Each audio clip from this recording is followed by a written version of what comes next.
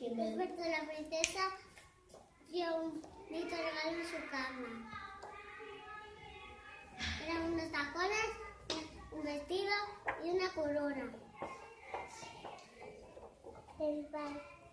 Se asomó el balcón y vino que le coge su carroza. El día del cumpleaños de la princesa fue a la fiesta y había muchos príncipes y muchas princesas. Sus padres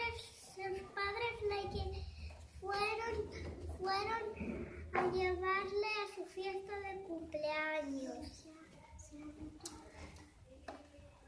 Los cumpleaños. ¿Sopló las? Vela.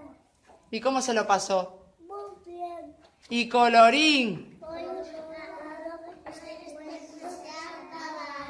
¿Y el que no?